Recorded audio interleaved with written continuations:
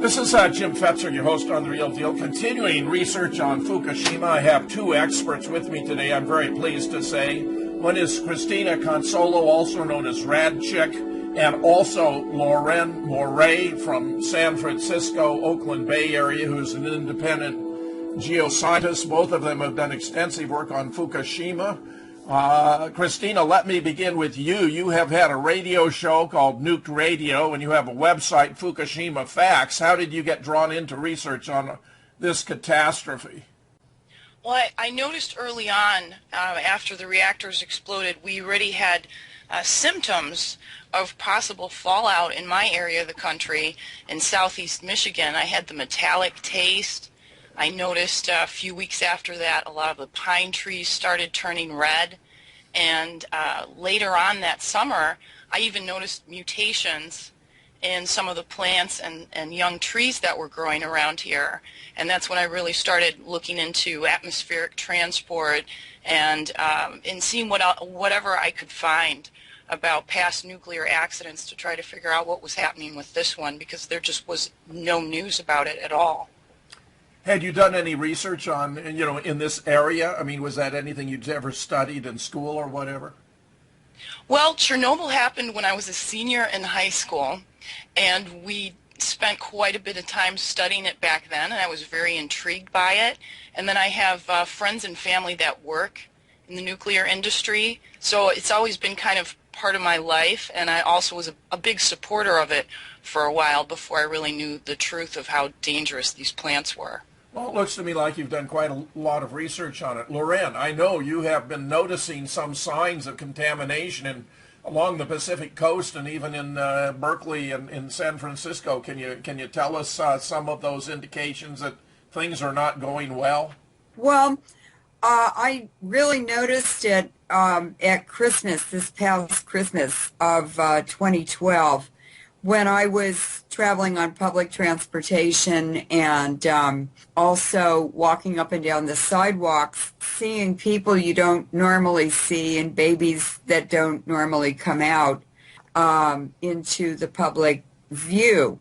And what I noticed, which was really alarming, is that I saw many indications of birth defects in babies that were born just before or since the Fukushima disaster on March 11th, 2011.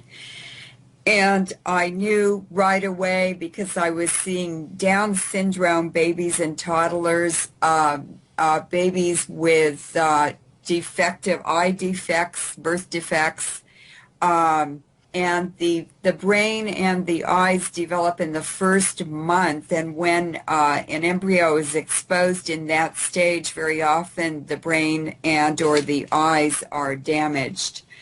I also noticed a toddler who'd been born in the month sometime in late February before Fukushima happened, and she was about almost 2 years old, riding on a bus, and I moved around from the seat I was in to be able to face her and her babysitter. And I looked at this baby, and the woman who was taking care of her, an older African-American woman, noticed that, and she said, "This baby is a dwarf. I love her, but she will never be taller than she is now." And I said, "Well, how old is she? When was she born?"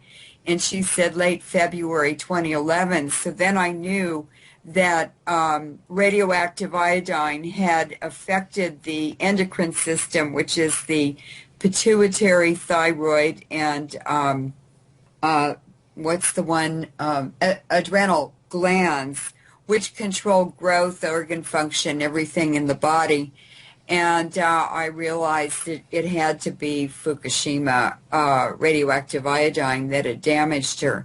So that was particularly important to see these birth defects expressed already a year and a half after Fukushima, because the babies and the unborn are the most susceptible to damage by the ionizing radiation.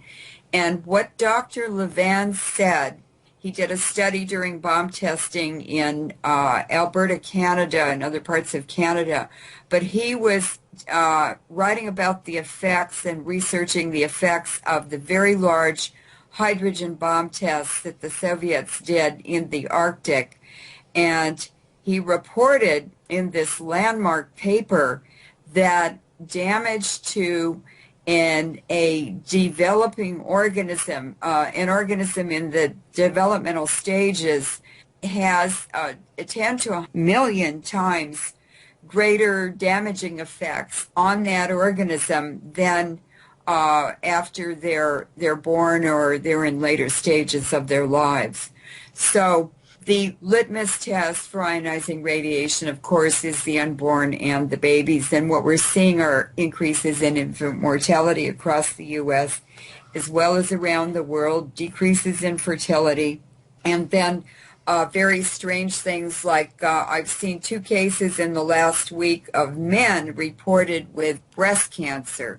And one man who lived in Massachusetts, he was in his early 40s and an athlete, had breast cancer twice in both of his breasts. So these are just some of the indications. The environment is also contaminated. There have been reports about radiation levels in dried seaweed, or they call it nori in Japan, in the Chiba area, which is between Tokyo and Fukushima, and also in seaweed off of the west coast. And we'll talk in more detail during the interview, but we wanted to give you first an update on the Fukushima typhoons. This would be from October 15th to the present, and then compare that to 28 signs we have now that the West Coast is just absolutely getting fried. The West Coast of the Pacific coastline of North America. And we'll just talk about biological effects and the effects on infants, also the environmental effects, and then we'd like to cover this very alarming increase in nuclear power. Who is getting involved now? It's China taking over the British system, and also the fact that Janet Napolitano, who's head of Homeland Security, has now been hired as president of the University of California, which is the biggest weapon of mass destruction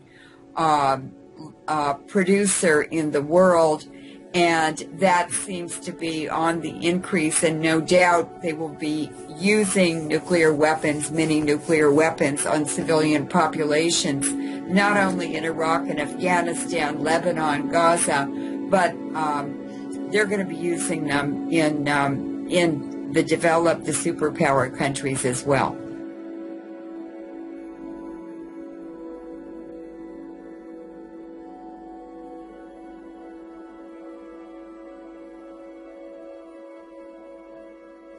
Hi, this is Alexander Higgins from the Alexander Higgins blog. I'm making this video. We got some breaking news coming out that really needs to get out to the public. The EPA has been monitoring the United States for contamination blowing over here from Japan. If you weren't aware, it's been blowing over here for a while. EPA has been collecting this data for a few weeks, and they finally decided to put some of it out. And they have detected radiation in the drinking water in 13 U.S. cities.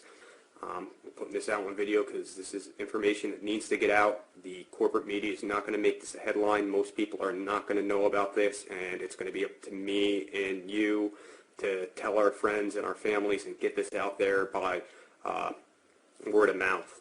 I'm just going to give you a quick rundown of what's been found where. In Los Angeles, the radiation in the milk has been detected above the federal drinking water standards. In Phoenix, radiation in their milk was slightly below the federal drinking water standards. In Boise, Idaho, they've detected the rainwater has radiation 131. They have radiation, 130 times above the federal drinking water standard. They've also detected in that rainwater cesium 13.66 times above the federal drinking water limits. That's the cesium with a 2-year half-life. They found cesium, the 137, with a 30-year half-life at 12 times the federal drinking water limit. In Tennessee, the drinking water there has been detected with iodine radiation that is basically slightly half of the federal drinking water limit. Quick rundown of the states that the EPA is now reporting radiation is in the drinking water is California, Washington, Oregon, Idaho, Tennessee, Montana, Pennsylvania, Ohio, Michigan, New Jersey, Alabama, and if you weren't aware, it's also been detected in Canada, British Columbia, Vancouver to be exact. So cesium, tellurium, different types of radiation have been detected in Boise, Idaho, Las Vegas, Dutch Harbor, Honolulu, Anaheim, Riverside, San Francisco, San Bernardino, Jacksonville, Orlando, Salt Lake City, Guam, and Sapien. They've also detected uranium-234. This stuff has a half-life of 245,000 years, a little more than that. Brief overview, you can see more details, specifically what the levels were in the drinking water in each of these places, what the levels were in the rainwater in each of these places, what the levels were for the air in each of these places. And like I said, it's going to be really important for you to have this conversation with your friends and family. Let them know, not to spread panic, but the public just needs to be educated on what they can do to limit their exposure to this radiation, because it's something that we have to live with now.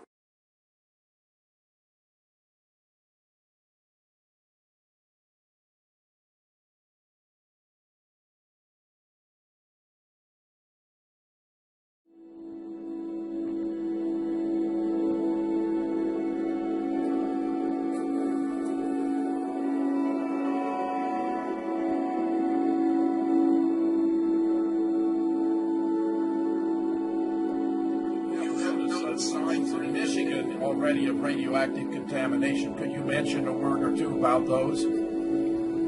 Oh, absolutely. The first summer, in the summer of 2011, I had been a gardener, an avid gardener, and grown my own produce for 17 years. And I was always interested in mutations because that was my area of expertise was actually in genetics and retinal pathology and clinical research. But I never saw anything in nature, and pretty soon I started seeing it happening in things that grew very fast, things that uptake a lot of water, like dandelions and weeds and young trees and things of that nature. And then when I went back to the Chernobyl research and I learned about, the findings in tree leaves and flowers and then later in animals, I started a page on Facebook called Mutation Watch, and I put out a call for images to see what people were noticing in their part of the country. And, I get emails every day saying, I've been, growing corn for 30 years and I've never seen anything like this, or I've had these trees on my property my whole life and they've never developed triple and quadruple seedlings. And just all of these changes that are occurring are the exact same thing that happened after Chernobyl and the same thing that happened after 3 Mile Island. And I made the acquaintance of a woman named Mary Osborne, who's known as the mutation lady of 3 Mile Island. And when anyone in that area notices something funny growing in their yard, they call her and she comes over and takes a picture of it. And she's collected thousands of images over the years. And when you put our images next to each other, it's all the same thing. So, in order for this correlation to be incontrovertible, we need to test these plants, but there's no way to test them because the universities are not going to let you just walk in and use their very expensive equipment. And even to test just one small section of a plant would take hours to do. So we're kind of stuck with just collecting images for right now, making those images available to researchers who want to use them in any of the research that they're doing. and just to keep asking the public for data and sourcing as much of that as we can through social media, and in turn, getting the word out with social media as much as possible too, since all of these agencies and organizations that have been set up to protect us and warn us about fallout or other contaminants are not really doing their job, at least from the evidence that we're seeing. Well, it is stunning, and the fact that these effects are being experienced clear across the country, I mean, from San Francisco, Oakland Bay to Michigan is really stunning all by itself. Leuren, I know this new study includes a map showing where the contamination is the greatest in the West, that the area of greatest concentration appeared to be Chicago. And I wonder what that means. Have you got an interpretation about why Chicago or that area should be, heavy among the many areas in the country that are being so strongly affected? Okay, you're referring to the contamination map from the article 28 Signs that the West Coast is being fried? Yeah. Okay. First of all, that map is a combined, it's a map of combined radiation contamination from different sources. So part of it is the radiation that has been released every day from nuclear power plants across the U.S. So that's why there are more symbols on the eastern half of the U.S. Many of those are nuclear power plants, which have been in operation since the 60s and 70s. But also there is contamination from the military sources, depleted uranium, and so forth on military bases and firing ranges and bombing ranges in the U.S., which that stuff is all over the U.S. Every base is contaminated with it, I think you could say. And, of course, then the rainout and fallout, it's the rainout of the military munitions, radiological and nuclear mini nukes that they've been using in Iraq, Afghanistan, Syria and Lebanon and other places. And that comes across the ocean, believe it or not, all the way across the Eurasian continent, over the Pacific, and then it's rained out across the United States and Canada. So that's part of the cause of elevated radiation in the U.S. And then, of course, Fukushima is on top of that. And I think that a lot of the radiation, particularly in the western states and the western slope of the Rocky Mountains, a lot of that is Fukushima. And the very large increase in, alarming increase in death rates in the U.S., the highest increase is on the west slope of the Rocky Mountains, where rain and snow rains out the radiation transported in air masses from west to east. Christina, do you have that map in front of you as we speak? Because I want to get your take too on what the distribution shows and whether anything strikes you as especially interesting about this.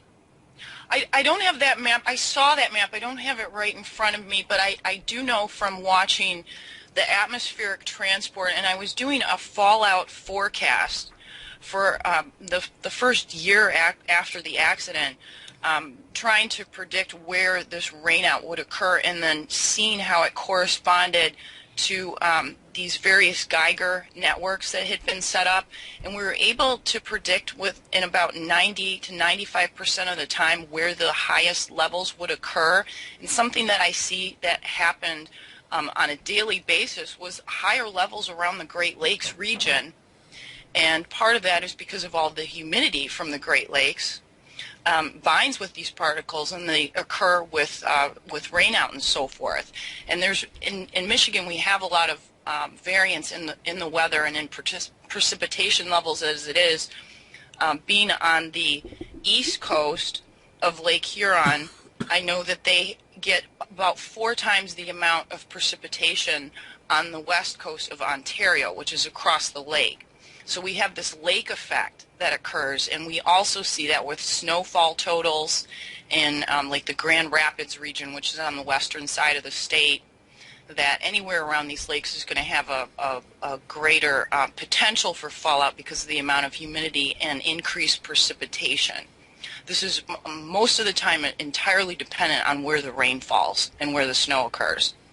Very And good. then the Great Lakes watershed is a vast and enormous region with rain out and snow out of all this radiation flowing into the Great Lakes and increasing the levels there. And of course, the water evaporates, it washes up on the shorelines, the radioactive particles are lofted into the air, and we know that the highest cancer rates in studies from England and in the U.S. are along shorelines of lakes, coastlines of geographic areas, and riverbanks.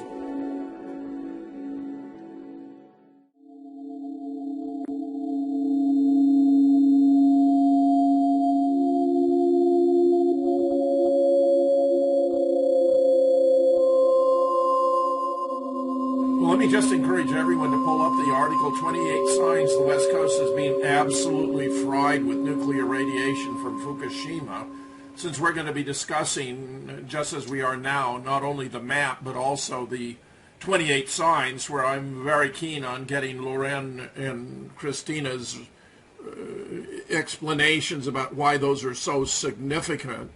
But Leuren, looking at the map, it seems to me some of the heaviest contamination seems to be at locations like, if I'm not mistaken, Portland, Oregon, San Francisco, possibly it's Los Angeles. More inland, it looks like Albuquerque, it looks like Denver, it looks like, I don't know if that's Austin, Texas. Then there's a real high contamination around what appears to be Orlando. Am I right about those locations? Those are all either locations where nuclear power plants, nuclear labs are located, and I've collected baby teeth and done studies with the Radiation and Public Health Project around those regions. In the Seattle, the Northwest area, including Portland, the Hanford Nuclear Weapons Lab, which has produced plutonium for decades, has really contaminated the Columbia River with constant releases of radiation that the fish populations are affected. The salmon in the Columbia River have increasing female populations and decreasing male populations, which is happening globally in the human population due to the hormonal and other effects of ionizing radiation on glands. And we have much more intersex now. That's where male and female reproductive cells are mixed in the same organism. That shouldn't be happening. And so polar bears in the Arctic, where the Russians, the Soviets, did nuclear bomb tests, the females look normal and they have cubs with them, but they also have vestigial penises as well as female reproductive organs. There's been a study done at Svalbard in the region of the nuclear bomb tests by the Soviet Union. But it's happening in the human population, and intersex is being reported all over the world in humans. But now we know that polar bears in the Arctic region and seals and walruses also have reported fur loss. They're losing their hair, their fur. They have open sores. The same thing is being reported in the moose population along the Canadian-U.S. border from the Pacific to the Atlantic. So this is radiation damage. Radiation exposure causes these things, and it's also happening to flight crews for Alaska Airlines, to pilots, flying through the contaminated air column. The whole sky, the atmosphere is contaminated all the way up into lower orbital space with this Fukushima very dynamic, very mobile plumes and nanoparticles that just spread all over the world. And by 2020, the entire Pacific Ocean will be contaminated by Fukushima radiation. It's just dumbfounding. What do you make of these sexual aberrations? I mean, is that because sex chromosomes are particularly sensitive to radiation? Is it just one more manifestation on the order of the birth defects that you're observing showing up with greater frequency in public places? I mean, it's all very profoundly disturbing.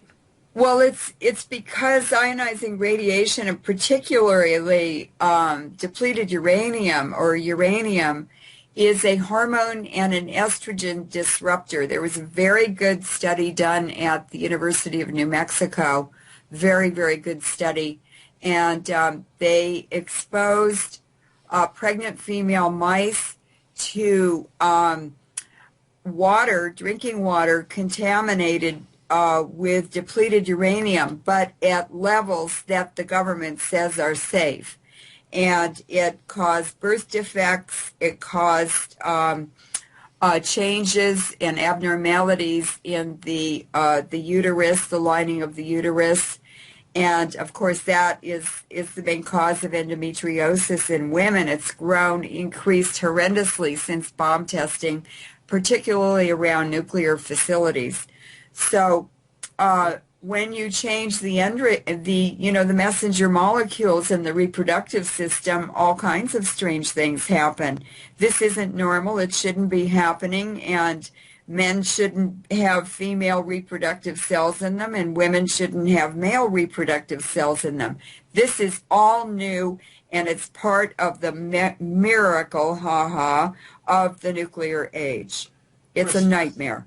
Christina, are you detecting, or are there any indications of similar serious sexual abnormalities in Michigan or other areas with which you're acquainted?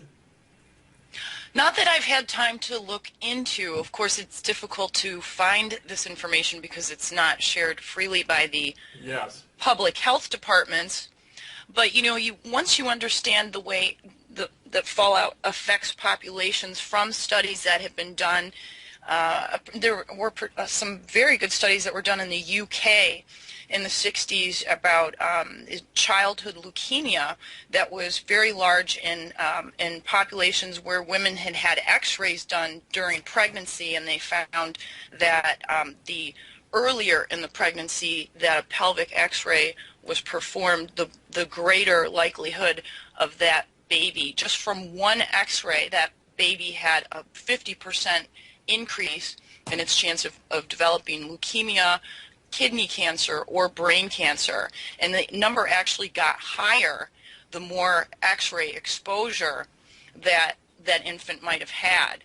And the study that was done, they tried to correlate this too with fallout, and each bomb test that was done during peacetime it exposed people to approximately one x-ray, or the amount of radiation from one x-ray. But we know just at that low level that it can be extremely damaging from studies that were done back in the 60s. One in particular I'm thinking of, it was from the University of Michigan, that correlated the effect of radioactive iodine in infants compared to adults, and it was, as Leuren had said, 10 to 1,000 times higher for infants than adults, and the exposure is greater for inhalation versus external exposure too. So now that we have this ongoing fallout that's coming out in our rains, getting into our food supply, you might only be getting a little bit here and a little bit there, but this is cumulative.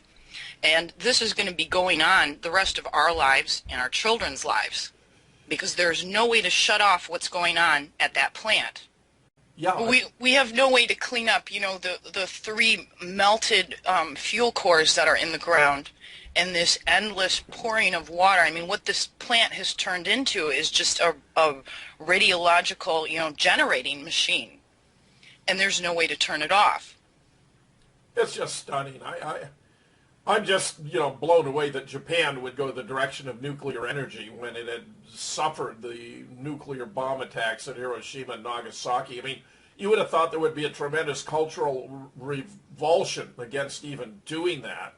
And yet they appear to have been sold, a package of how beneficial it would be.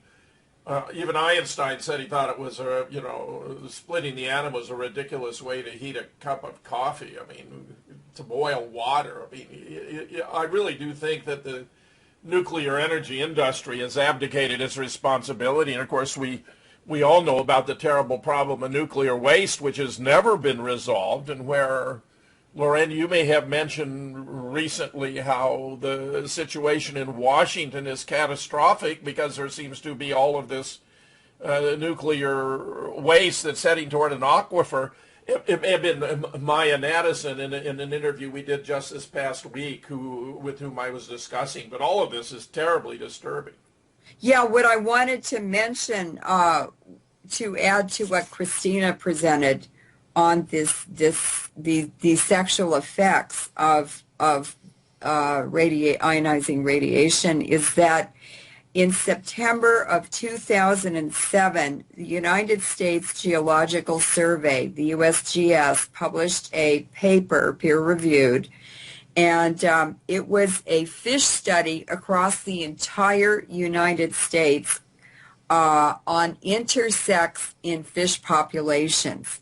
And what they did was they sampled rivers all over the U.S., and they took the male fish and investigated the reproductive tissues to see how many of the fish, what percentage in each particular population sample expressed intersex, and that's where the male and female reproductive cells are mixed in the same organism. And what they reported was every sample that they collected in the United States had levels of intersex in the male fish population ranging from low levels up to 95% of the males in the sample. Across the entire U.S., there was only one river where the male fish did not express intersex at some level, and that was the Yukon River in Alaska.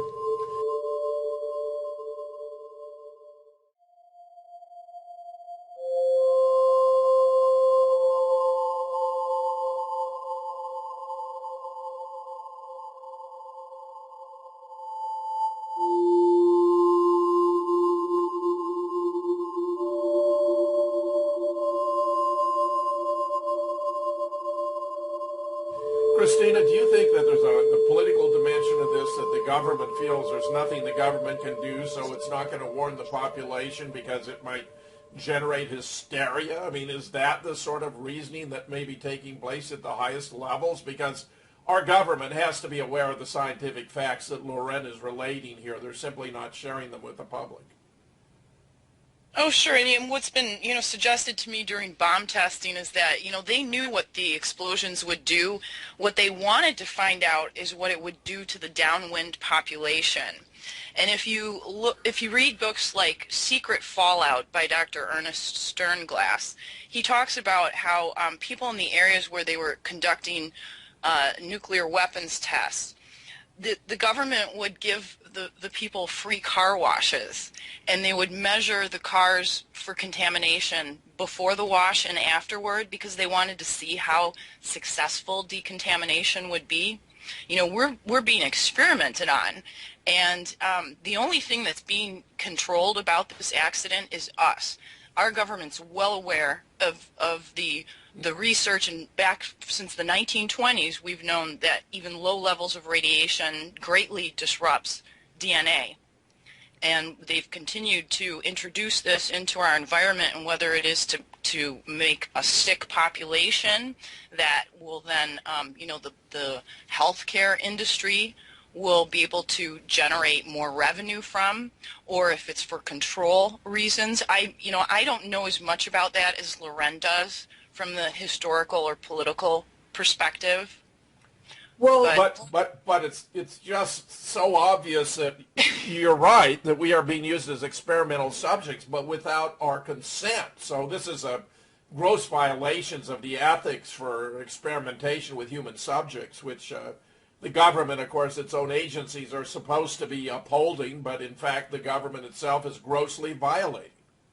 Well, 85% of the key positions in the U.S. government are held by Skull and Bones men from Yale, and Skull and Bones leads us directly to the London financiers and the Anglo-American Permanent War Crimes Racketeering Syndicate. So you're suggesting that Yale and Skull and Bones are really a conduit for producing intel operatives and corrupt officials for the American government to maintain its course in relation with DHS, Homeland Security, the CIA, and so forth. I think that there's plenty of evidence that has been, out in the public venue that supports that. But I'd like to go back to the bomb testing effects. Now, Christina said, of course, the government knew, and I'd just like to provide some evidence that supports what she's saying. In the later 2000s, I was testifying in the Nevada legislature and working as a research staff scientist at the Lawrence Livermore Nuclear Weapons Lab, and we were studying the metal canisters and doing pilot studies in New Mexico and in Nevada on storing nuclear waste in this special metal alloy cans. And I met a woman who was actually a Rothschild. She told me secretly, but not to tell anyone. And she was very impressed with the work I was doing. So she went to all of the meetings there in Pahrump, which is a little tiny town near the Nevada test site. And she found out that the EPA, the Environmental Protection Agency, actually had a secret dairy at the Nevada test site all through nuclear bomb testing. And they were measuring the radiation in cows, in calves, and in their own workers who shoveled manure and fed the cattle in that dairy. They also had cattle herds, meat-producing herds that they were also testing, and that was classified. But she went to town, and she actually got the report declassified and gave it to me. Another piece of evidence is that cattle mutilation during bomb testing began to be reported, and it really turned into a very big issue in the U.S. And what a radiation activist told me was that he walked into an office one day in the Midwest, another activist office, about this cattle mutilation. And they had a stick pin map where they had put a stick pin for each cattle mutilation reported across the U.S. He said they were all downriver or downwind from nuclear facilities. And the sheriff in one county actually went up to a black helicopter that had landed at a very tiny airport out in the wildlands, the farmland, and discovered it was Army personnel with samples of tissue from cattle. They'd mutilated cattle in that area. And it was the Army taking samples from horses, cattle, killing them, and then throwing them out of the helicopter after they sampled them, or leaving them on the ground smelling like formaldehyde. And this has been a military operation the whole time to monitor the health effects, the radiation levels. And the samples were always taken in the cattle from the eyeballs, that usually has the lowest radiation level in the body, from the rectum, and different organs in the cattle. It was very systematic. We also know that what happened in the bomb test period is happening now to monitor the Fukushima radiation. And what they're doing is there's a big effort by the military and the nuclear establishment to manipulate the vital statistics of the U.S. and other countries by secretly aborting, forcing women with defective fetuses to abort them. And then it's reported in the vital statistics to the Centers for Disease Control from each county as voluntary abortions by these women. And that keeps the birth defects and so forth out of the vital statistics at the Centers for Disease Control. And of course, these statistics are used globally. So they're fudging everything. So these are feti that actually are suffering serious genetic abnormalities, but they're Yes. covering it by... And they have special units now set up in the county hospitals where they're sending poor women, Native Americans, African American women, poor people, and forcing them to have abortions, because the food streams in the United States into different populations and different socioeconomic groups are also contaminated with radiation. The highest levels are in the poor populations, the poor sector of minorities and poor people. And the best food, the cleanest food, for instance, you can buy at Whole Foods, where they are importing food from the Southern Hemisphere, and they always have been since they went into operation and became a corporation and a food provider for the U.S. So food streams are also being poisoned. Well, it's just stunning. There are those, of course, who surmise that this is actually something that's being allowed to happen in order to contribute to the depopulation of the world. And, you know, one might think that presumes a rather cynical point of view, but the government really doesn't seem to be doing anything that it could do to protect the interests, the health and welfare of the population, the citizens of the United States in this instance. Well, it's hard to believe. It's really, really surreal. It's Orwellian. It's a nightmare. But a very, very interesting book has been published called Political Ponerology.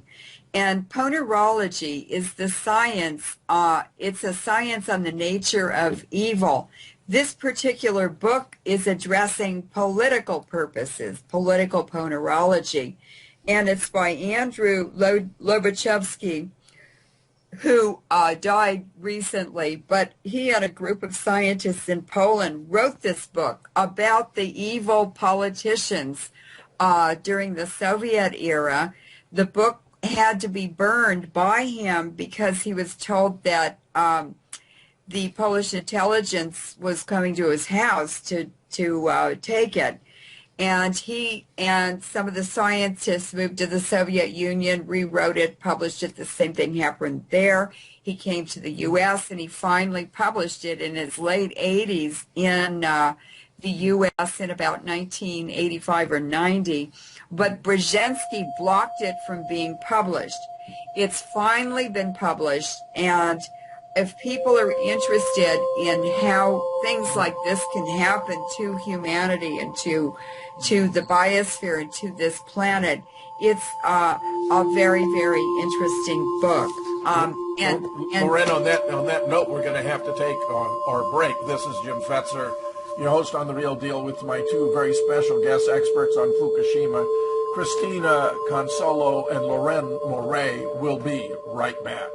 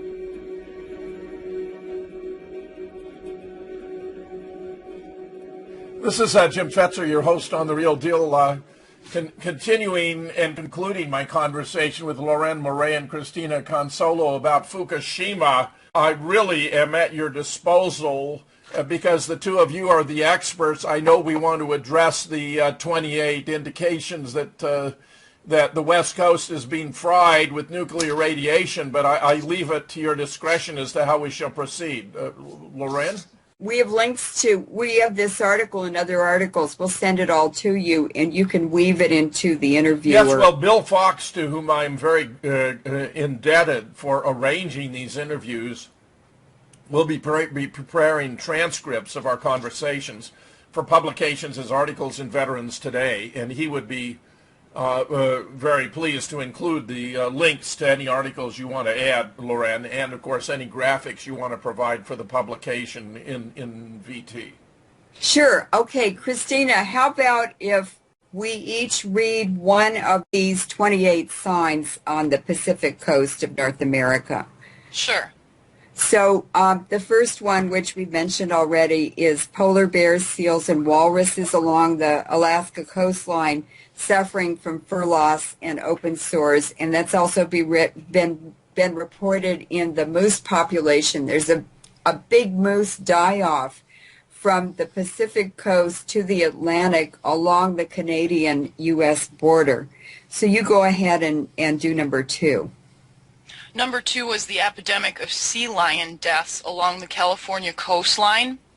But I also want to mention that they had an unusual event as far down as San Diego this year, where seal pups were being abandoned in much greater numbers than what the rescues were used to seeing.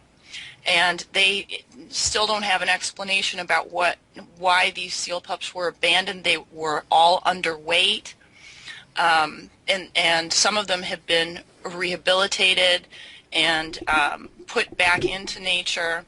But these events are really escalating. They're moving right up the coast. Could it be that from the evolutionary point of view, the seal population, the mothers recognize when they have offspring that aren't likely to be capable of sustaining their way, and therefore they abandon them early to not invest more maternal resources in their upbringing when their prospects are so slender? Yeah, that's a definite possibility.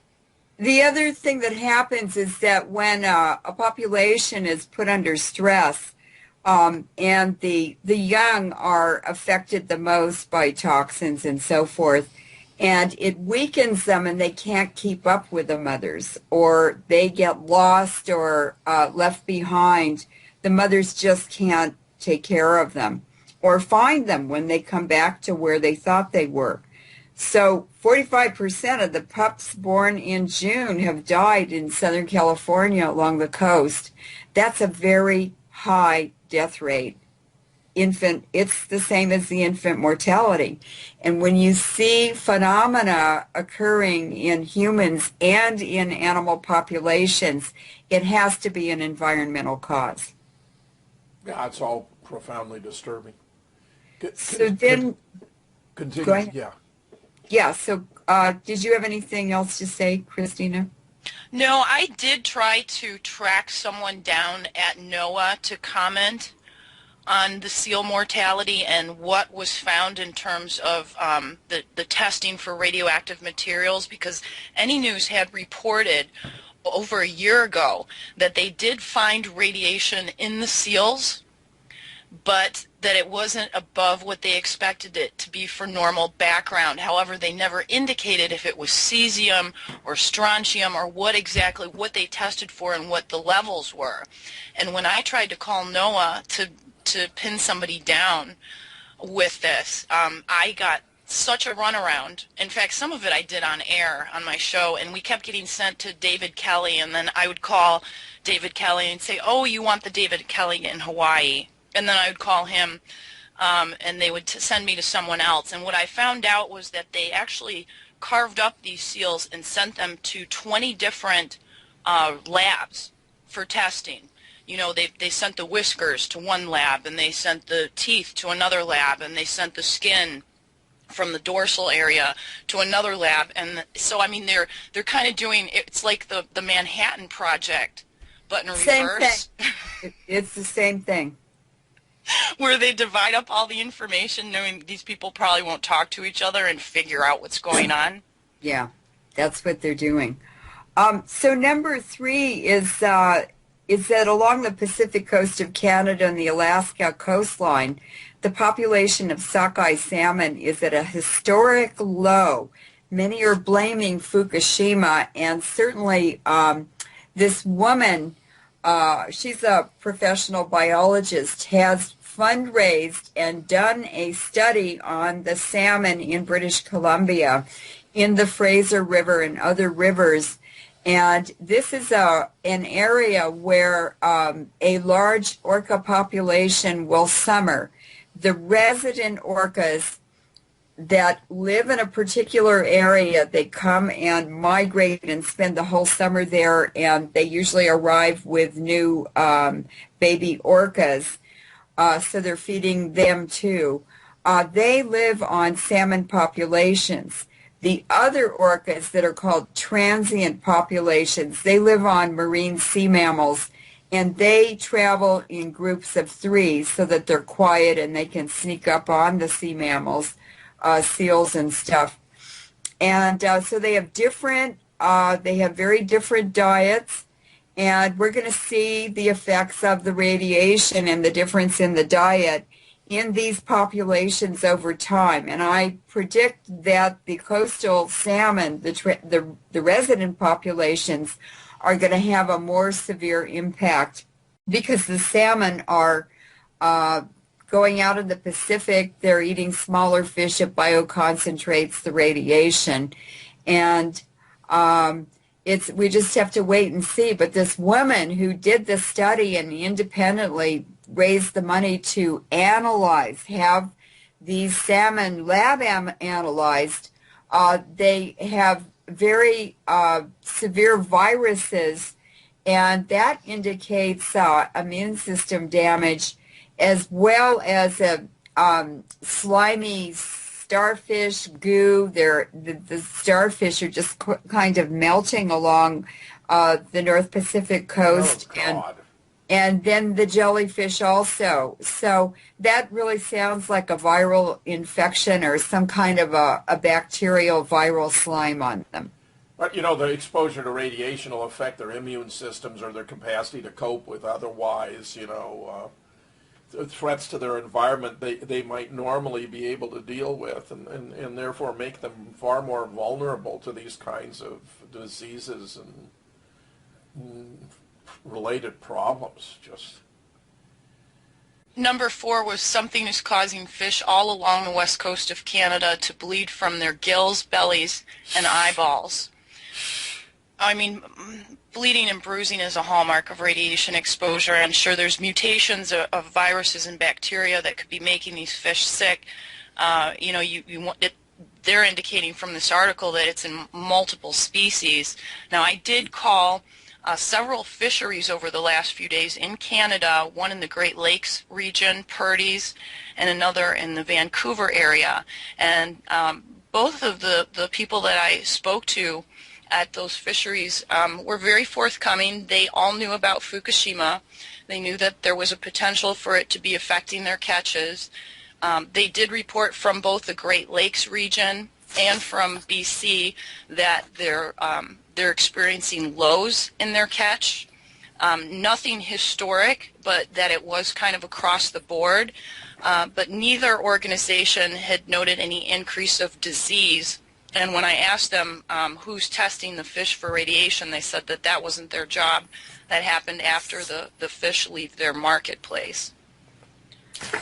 After the fish leave their marketplace. Yeah. So they're getting into the food chain for the human population, and only then they're going to be tested? Not likely, because the retailers are going to want to market it and make their profit. I mean, no one cares about the health of the consumer.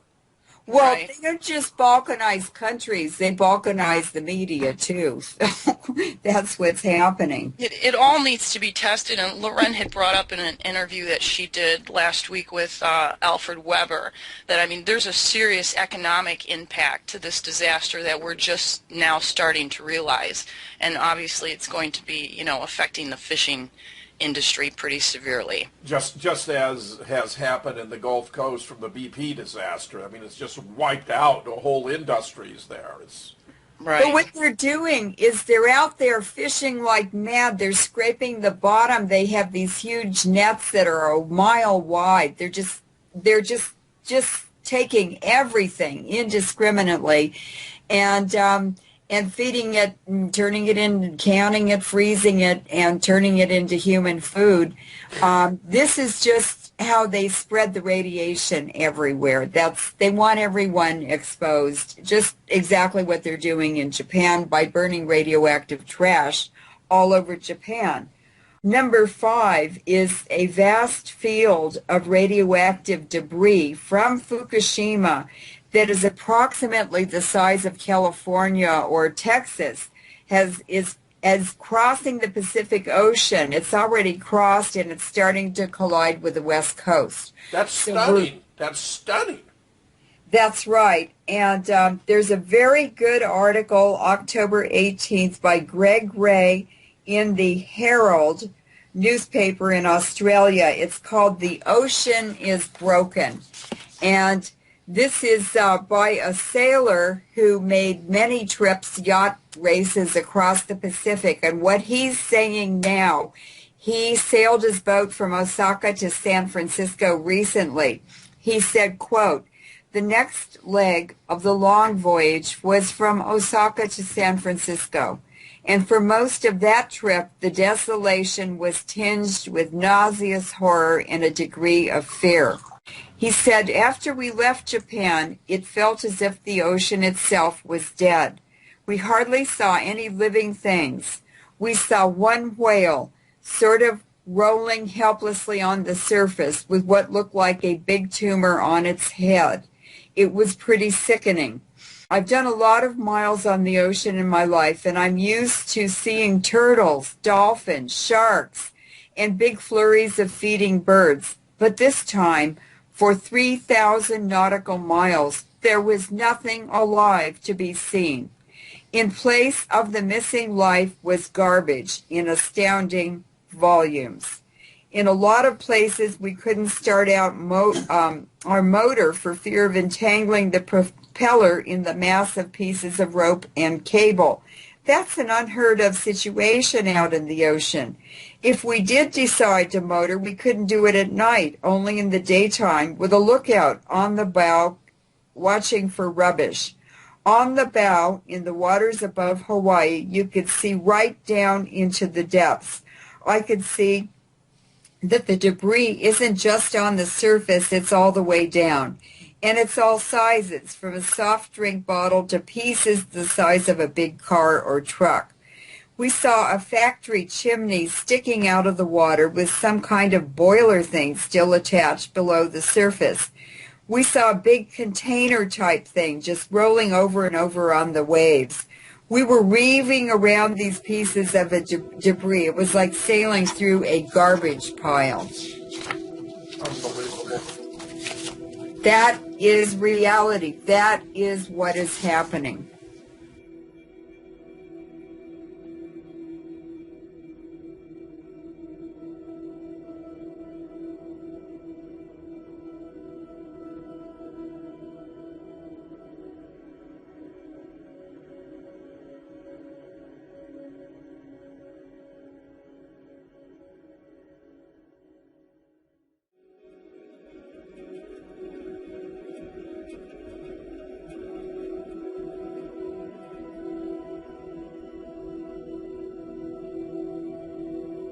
Number 6, it is being projected that the radioactivity off coastal waters off the U.S. West Coast could double over the next 5 to 6 years. I'll bet sooner. I think that's being pretty generous. Yeah, Yeah. I think it's going to happen sooner, That's and much there's too conservative. many different things that need to be taken into account. How much radioactivity might be carried from this debris. Much of it is porous cloth and styrofoam and wood that's going to collect particles that have been raining out over the past 2.5 years. And then we also have a situation of uranium buckyballs, and now the newest finding, cesium buckyballs. That was just reported today.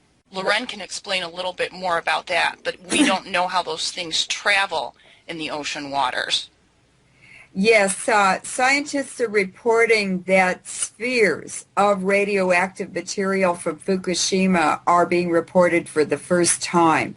Ball-like particles composed of cesium, iron, zinc, solid and insoluble in water.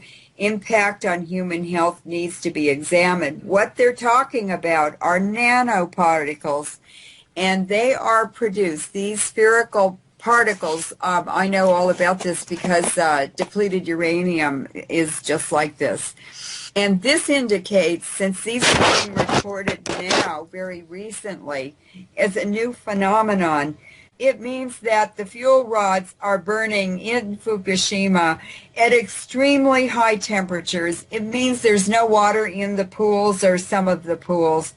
And what happens at these very high temperatures is that they're so high, the burning fuel rods it release a gas, a very hot gas, that condenses and collects as a spherical radioactive particle when the very hot gas begins to chill.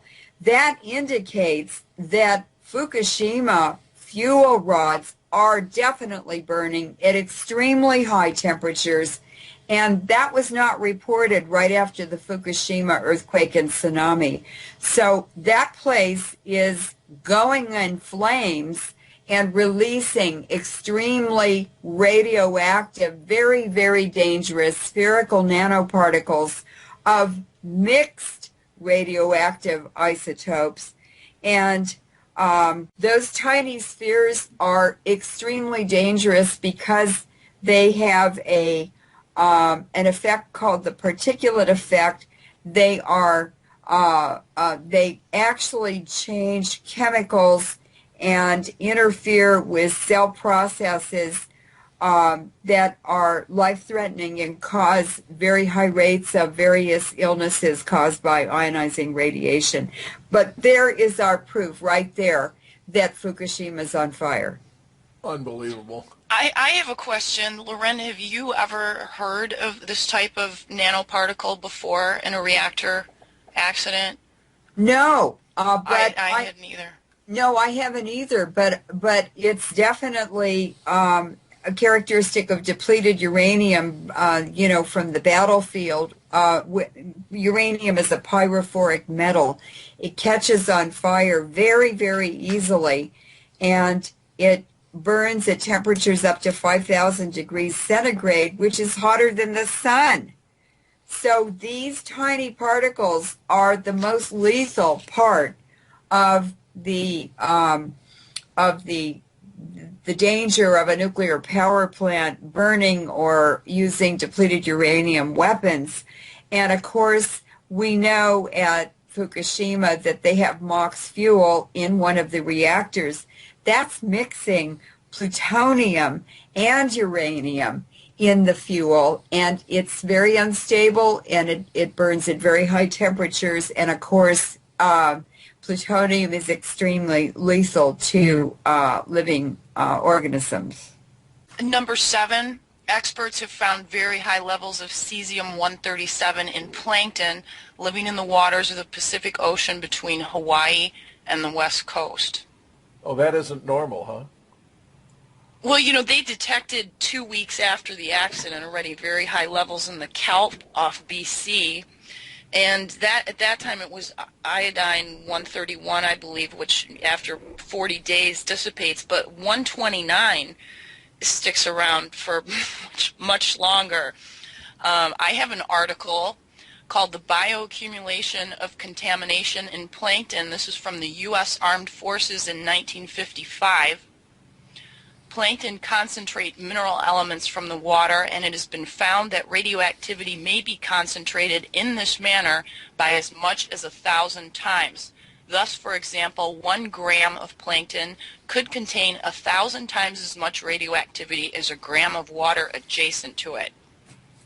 Unreal.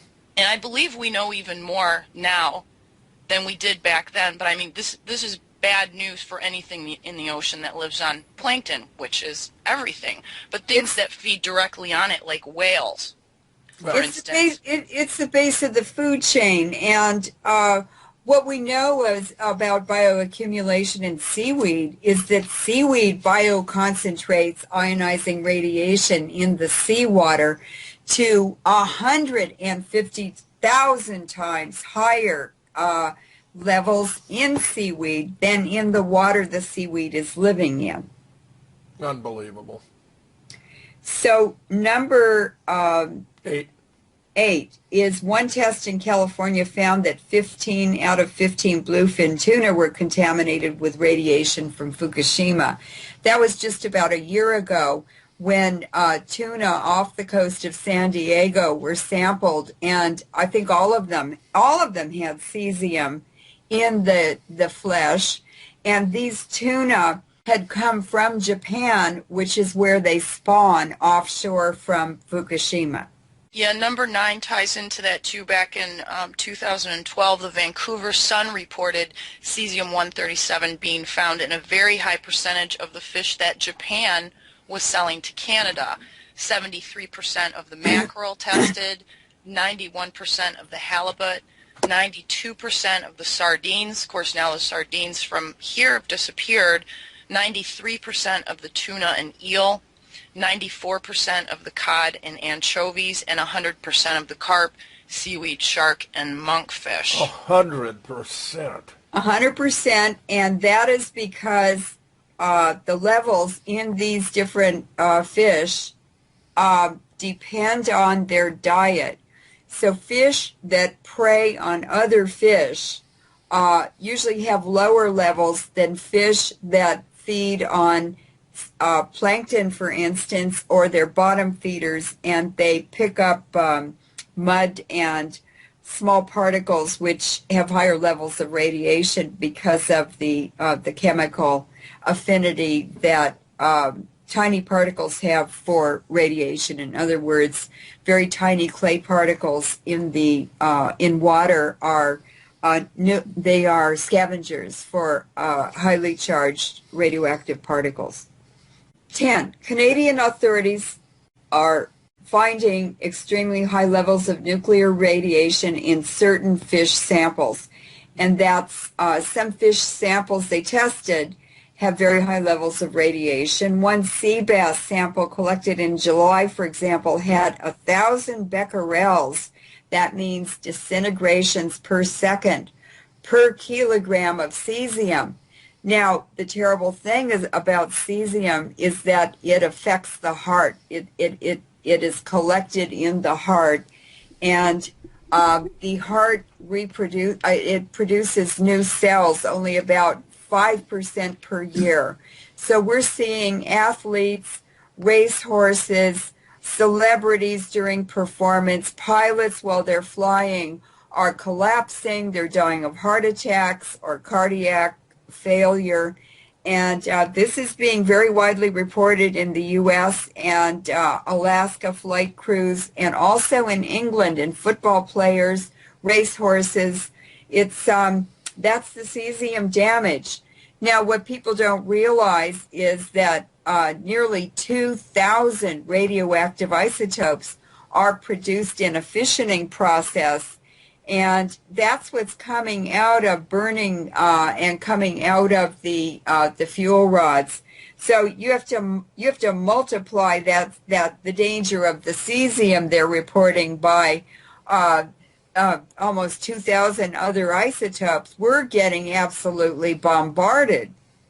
If I pick up on number 11, people developing cancer from eating contaminated fish, what I'm stunned by this is that it seems to be having such a rapid effect. I mean, here we have this Daniel Hirsch, a nuclear policy lecturer at UC Santa Cruz who's telling Global Security Newswire we could have large numbers of cancer from ingestion of fish, and I take it they're already showing up. It's already showing up. I mean, how quickly? You know, it's just astonishing that it should be that fast. Well, you know, part of the problem too is that when you look back at Chernobyl, in Japan they're saying right now all these kids that they're finding thyroid problems with, you know, they're developing nodules, some of them have early cancer. The experts are saying, wow, well, this can't be from Fukushima because it's happening too fast. Because in Chernobyl, it took 4 or 5 years for 100 kids to have cancer. Well, it's these very tiny particles, and it's constant exposure now for 2 years, more than 2 years. And Fukushima, Chernobyl was just one exposure, and they put the lid on it, they put a sarcophagus on it and stopped it. This is constant daily 24-hour-a-day releases of low-level and not-so-low-level radiation. And by April of 2011, just 2 months after Fukushima, air samples and air filters in cars were analyzed by Dr. Chris Busby. And he calculated that by April, the radiation concentrations in the air in Japan around the Fukushima area indicated that the equivalent of 300 Chernobyls had occurred. We're talking now, from this new evidence about spherical particles, we're talking about all those fuel rods or large numbers of fuel rods in the cooling pools that are now empty, are releasing huge new amounts of extremely toxic sphericals. Unbelievable. So it's really bad, and a new study by the Food Lab and Radiation Food Lab, I believe it's in Japan, they reported that the 19th of October 2013, that Pacific Coast seaweed is contaminated with cesium, and that the levels are 8.14 becquerels per kilo for cesium-134, 8.88 becquerels per kilo for cesium-137, and cobalt is even being reported in seaweed off the Pacific coast of the U.S. At 3.7 becquerels per kilo. In Chiba, which is north, it's between Tokyo and Fukushima, the cesium levels were 41 becquerels per kilo for cesium-134, 63 becquerels per kilo for cesium-137, although no cobalt-60 was detected. But there's nothing to compare this to. You can't even compare it to Chernobyl. It's the fuel, the spent fuel rods did not burn at Chernobyl. It was just the reactor rods, and they stopped it right away. But these people in Japan are releasing, they're guaranteeing, they're facilitating increased releases of extremely high levels of radiation on a daily basis into the atmosphere and into the ocean. And of course, contaminated air masses are over here along the Pacific coastline in a matter of days.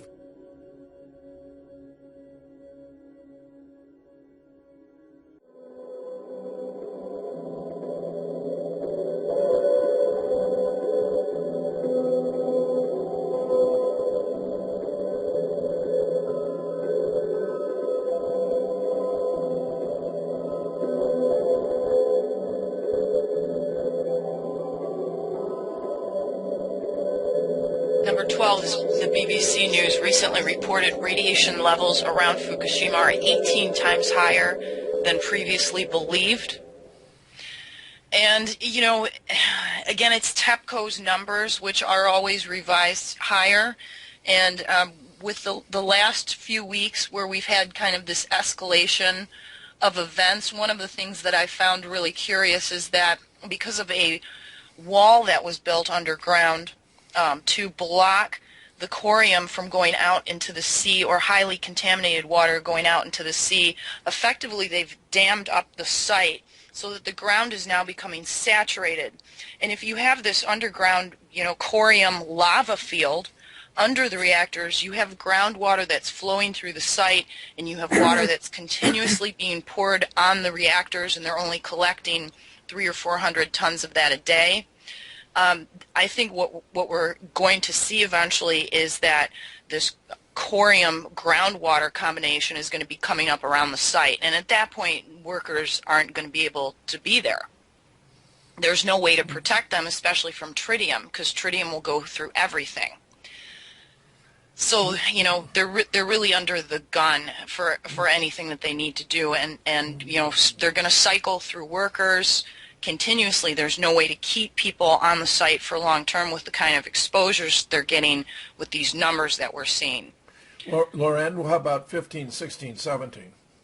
At this point, 300 tons of contaminated water is pouring into the Pacific Ocean from Fukushima every single day, and that's because Japan is an island arc. The nuclear plants are built on the coastline so they can use seawater, huge amounts of water every day to cool the reactors. And the runoff from the volcanic spine of Japan is running right down to the coastline, and it's washing straight through Fukushima in that location, and just carrying, it's a constant river of radioactive water washing into the sea. Number 16, a senior researcher of marine chemistry at the Japan Meteorological Agency's Meteorological Research Institute says that, quote, 30 billion becquerels of radioactive cesium and 30 billion becquerels of radioactive strontium are being released into the Pacific Ocean from Fukushima every single day. And I bet it's a lot more than that. Number 17, according to TEPCO, a total of somewhere between 20 trillion and 40 trillion becquerels of radioactive tritium. Radioactive tritium is it's radioactive water, basically, have gotten into the Pacific Ocean since the Fukushima disaster first began. Christina, 18, 19, 20. According to a professor at Tokyo University, 3 gigabecquerels of cesium-137 are flowing into the port at Fukushima Daiichi every single day. Again, that's just one isotope. It's just cesium-137. Number 19, it's been estimated that up to 100 times as much nuclear radiation has been released into the ocean from Fukushima than was released during the entire Chernobyl disaster. Leuren just covered that when she talked about Chris Busby's air filter studies. And that's underestimation. Yeah. 20. 20 is one recent study concluded that a very large plume of cesium-137 from the Fukushima disaster will start flowing into U.S. coastal waters early next year. Ocean simulations showed the plume of radioactive cesium released by the Fukushima disaster could begin flowing into the U.S. coastal waters starting early 2014 and peak in 2016. And again, there's so many unknowns. It's going to kill the ocean. It absolutely is, the coastline. Leuren, go to 21 and 22. Okay, 21, it is being projected that significant levels of cesium-137 will reach every corner of the Pacific Ocean by the year 2020. That's because the ocean is very dynamic, and that stuff is spread all over very rapidly, but not as rapidly as in the atmosphere. 22, it is being projected that the entire Pacific Ocean will soon have cesium levels 5 to 10 times higher than what we witnessed during the era of heavy atomic bomb testing in the Pacific many decades ago. That's going to absolutely kill the fish populations. Christina, 23, 24. The immense amounts of nuclear radiation getting into the water in the Pacific has caused environmental activist Joe Martino to issue the following warning: your days of eating Pacific Ocean fish are over. I mean, mine were over 2 years ago.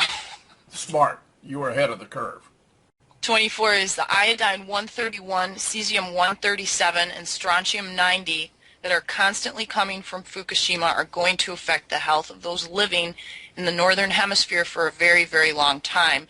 Just consider what Harvey Wasserman had to say about this. Iodine-131, for example, can be ingested into the thyroid where it emits beta particles that damage tissue. A plague of damaged thyroids has already been reported by as many as 40% of the children in the Fukushima area. That percentage can only go higher. In developing youngsters, it can stunt both physical and mental growth. Among adults, it causes a wide range of ancillary ailments, including cancer. Cesium-137 has been found in fish caught as far away as California. It spreads throughout the body but tends to accumulate in the muscles. Strontium-90's half-life is around 29 years. It mimics calcium and goes to our bones. Leuren, 25 and 26. 25. According to a recent Planet InfoWars report, the California coastline is being transformed into a dead zone. The California coastline is becoming like a dead zone.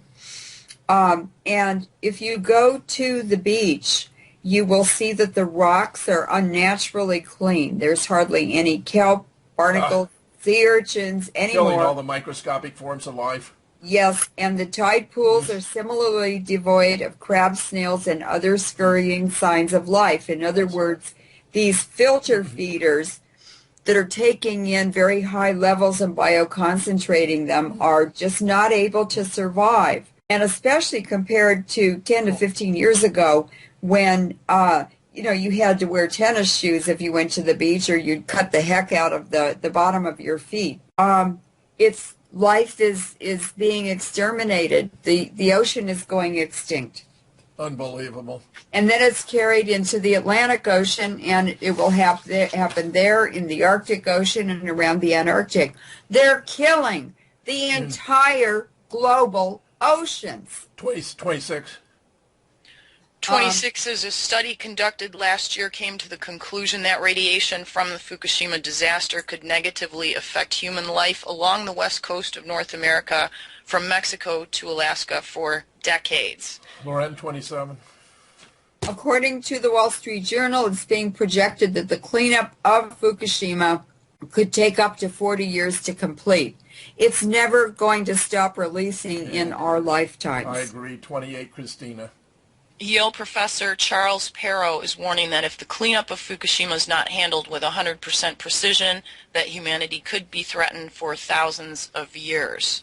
And he is referring to the fuel extraction in part, which is scheduled to start in 15 days from reactor 4. They actually are currently moving the fuel from reactor 6 into the common spent fuel pool. Now, they began that in mid-October, but it took them 3 weeks just to pry off the reactor lid in reactor 6, and that reactor was supposed to be fine. It didn't have any damage that was reported, and if they found anything once they got inside that reactor, they haven't talked about it, but they're currently moving that fuel, and they're going to be moving the fuel from number 4 at the same time and around the end of November. In the minutes we have that remain, I'd like your concluding reflections, Christina. Well, I think this is an issue of enormous complexity, and it's difficult to really wrap your mind around it, even if you do nothing else but read about this problem day after day. And I know many people that have. Fukushima's changed their lives because they realized right from the beginning the magnitude of the disaster. And for people who are kind of overwhelmed by this, it's the only thing you have to remember is that all radiation is bad, and everything that you can do to eliminate it in your daily life is good for the long run because it's cumulative, and you kind of have to treat yourself like you're already a cancer patient and get lots of sleep and eat well and pay attention to the people who are talking about this, because it really is probably the most important issue that we've ever faced. Leuren, summing up in a sentence or two. Well, the effects of these nuclear technologies that have been introduced one after another, it's actually resulted in a very strange phenomenon, and that is that the oldest people in the U.S., the seniors and those over 60, are the healthiest part of the U.S. population now. And the younger populations are having worse and worse health histories and health effects. And as time goes on and they become adults, all that exposure in the womb is expressed later on in their health. And the highest increase in death rates after Fukushima was reported in basically are the soldiers who returned to Texas from the battlefields of Iraq and Afghanistan. They're the most exposed. They're already carrying a body burden that's almost killed them. And that little bit of Fukushima radiation just was the last straw. And so Leuren, Moret, and Christina, Consolo, I can't thank you enough for being here on The Real Deal with me, even though what you're telling us is overwhelming, depressing, even catastrophic. I can't thank you enough.